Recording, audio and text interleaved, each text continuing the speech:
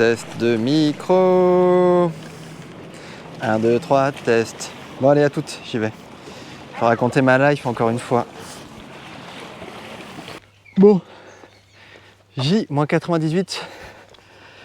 Qu'est-ce qui s'est passé? Je suis hyper content parce que hier j'ai réussi à poster pile à l'heure.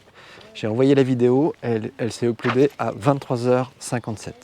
En fait ça me fait penser à un truc, c'est que je m'étais dit que j'allais faire un vlog tous les jours, mais c'est vrai que j'imaginais que j'allais la poster tôt dans la journée. Ben, je me suis grave rendu compte que c'était complètement pas possible de faire ça.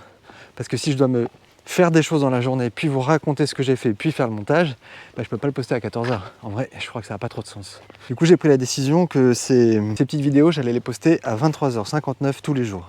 Comme ça, vous pourrez les voir le matin, et puis si vous avez des insomnies, vous pourrez les regarder dans la nuit.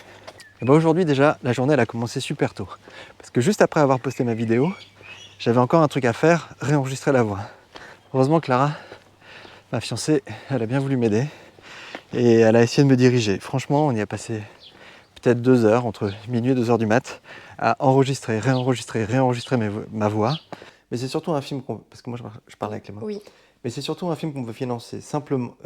Mais c'est surtout un film qu'on veut. Mais c'est surtout un film qu'on veut financer. Mais c'est surtout un film. Mais c'est. Mais c'est. Ah, c'est surtout un putain. C'est un film qu'on veut financer quoi. J'ai enfin terminé ce petit teaser que je voulais faire.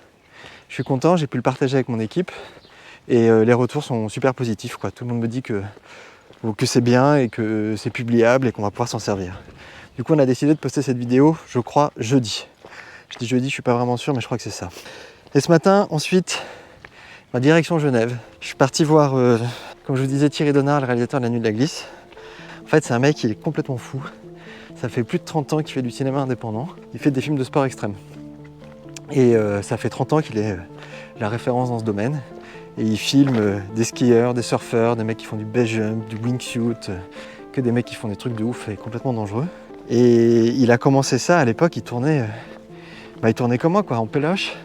Il avait le même genre de caméra que celle que j'ai achetée pour le film. C'est-à-dire que c'est des caméras qui font plus de 20 kg. Et déjà que moi, je me suis rendu compte pendant les repérages qu'on a galéré à la déplacer de la voiture au parking un peu plus loin. Bah, lui, il faisait pareil, mais à 4000 mètres d'altitude. Et il sautait en parachute comme ça, bam, avec la caméra pour filmer les gars. Bref, j'étais allé le voir parce que j'avais des questions techniques à lui poser. En fait, dans le film, il y a des scènes qui se passent dans l'eau et un peu en mode tempête. J'ai aucune idée de comment je vais les filmer. Donc je suis allé déjeuner avec lui, j'ai pu lui parler de mon projet, c'était super. Et il m'a montré des caissons étanches, des splashing bags, je crois. Splashing bags, qui sont des espèces de sacs en plastique dans lesquels on met une caméra. Et qu'est-ce que j'ai fait après? En fait, c'est le truc qui a vraiment égayé ma journée, qui me fait super plaisir. J'avais rendez-vous avec Aurore, une comédienne. Là, j'ai rendez-vous dans 2 minutes avec une comédienne. Ça fait 2 mois que je veux la rencontrer. J'ai été obligé de lui proposer de faire une visio. J'aurais vraiment préféré la voir en vrai. Mais en attendant, je suis déjà super en retard et là, il faut que je passe l'appel et je filme le truc et je vous avoue que ça me stresse un peu, quoi. Voilà. Je suis stress. Du coup, je me dis que peut-être qu'aujourd'hui, ce que je pourrais faire, c'est vous parler un peu du casting du film. C'est quoi le casting d'un film? Moi, ce que je pense, c'est que c'est le truc le plus important après l'écriture ou avec l'écriture. En vrai, tout le reste, c'est de la coquetterie. Donc, je vais pas vous mentir, c'était un truc qui m'a énormément stressé, mais genre vraiment énormément stressé, et qui m'a même complètement inhibé au début du projet, quoi. J'avais écrit, mais il fallait que je trouve de l'argent. Bon, ça, il faut toujours que je le trouve, mais il fallait que je trouve des comédiens. Et ça, les comédiens, je savais pas où chercher, quoi. Je savais pas par où commencer. Putain, il y a des gens qui gueulent, quoi.